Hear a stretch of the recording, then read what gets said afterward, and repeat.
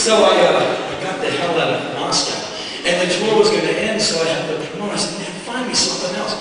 He goes, there's nowhere else to put you. Go home. I'm like, no, I don't want to go home, man. Home is hanging out, you know? And I said, find me a gig in Israel. He went, a talking show in Israel? I went, yeah. He goes, why do you want to go to Israel? I said, I hear it's really sweet. And he goes, what do you know about Israel? I go, nothing. So he said, you want to go to Israel? I go, yeah, I want to do a gig in Tel Aviv. Everyone says that Tel Aviv is cool. And so I get a lot of mail from there going, what are you doing? Get your ass over here. You're going to love this place. And so he found me a gig in Tel Aviv, Israel. So I leave Moscow, freezing Moscow. People are sitting outside the railway stations, you know, selling like 3 Marlboros and like half a smoked fish. You know, I'm from Ukraine. Please buy this or I will starve to death. I mean, it's really intense there. So I get on this plane and I land in Tel Aviv. It's like the Mediterranean. And I get out, it's like, hello, warm breeze. And I have this hotel overlooking the Mediterranean. Whoa, some of the best food I've ever had in my life. It was like, I'm moving here. And all these beautiful women in like soldier gear, man, they look like Fidel Castro, but with curves, you know? Yeah, because there is something about a woman in uniform. A woman in fatigues with a fucking gun. You're saying, oh my God. So anyway, keep the guns.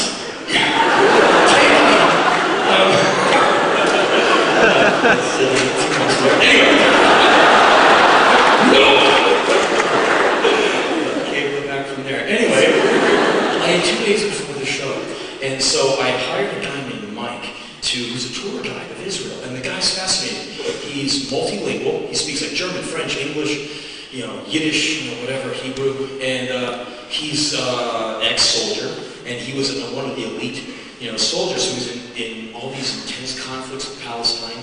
He was with Rabin the day Rabin was assassinated. He was like 4 feet away. So this guy's got some pretty intense stories. He's really cool. He's a student of like religious theory, and he's an expert in the history of Israel. So you're sitting next to this guy who can speak you under the table. He's this major intellectual engine. He's killed people, and he can kill you 80 ways with a big pen. And he believes in peace, and he wants nothing more than to have his son grow up in an Israel that is in peace with Palestine. He is one of the heavier dudes I've ever met, and he's a really nice guy. I go, so what do you do for fun? Because I'm teaching myself Japanese. I'm like, what do you do for fun?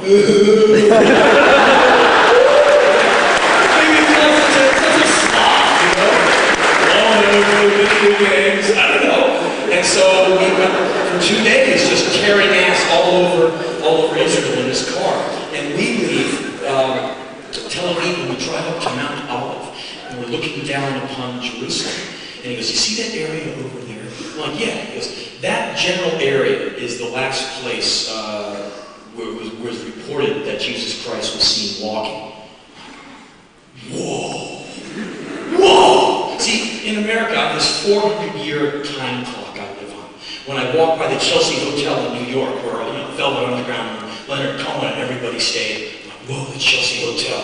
It's been here for years, at least 50. There's that banister out in front of that really classic picture of Janis Joplin leaning on that banister over like this air conditioner crate. That's in front of the Chelsea. And I walked by there, like 1969, she stood there, and I put my forearm down on it too, like, whoa, and now I'm here.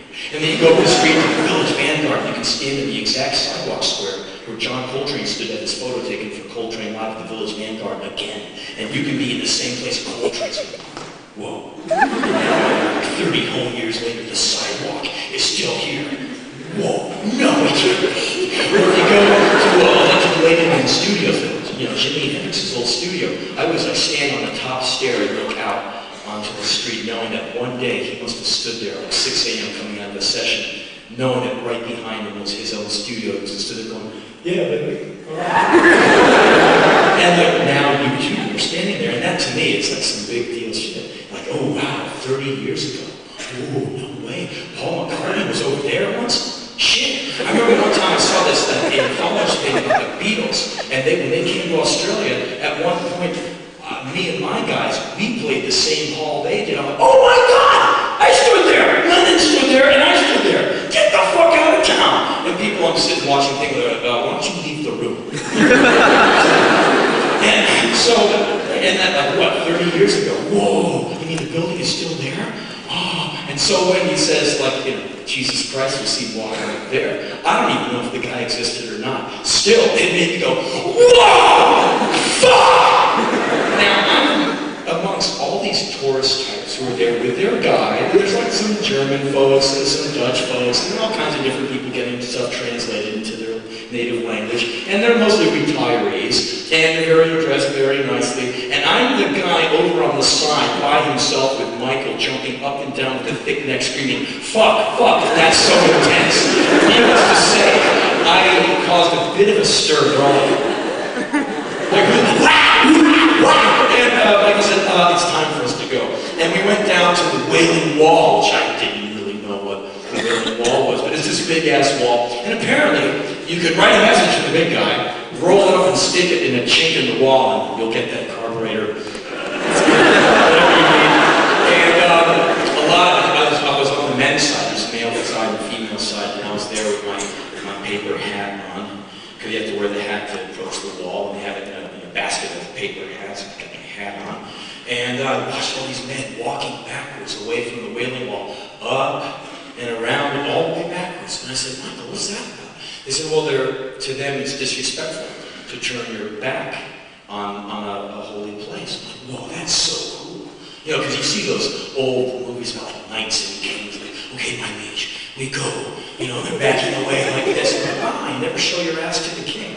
Yeah. Pretty cool. Next time I see Ozzy Osbourne, that's what I'm going to do. I'm going to leave him alone. See if he notices. What the fuck are you doing? So anyway, we went from the Wailing Wall into Jerusalem. And I've never been one of those people who believed in vibe. Oh man, the vibe is really cool, man. She's surfing your man, it's a great vibe. Like, fuck your vibe. You know, let's just go, let's do this. I believe in vibe now.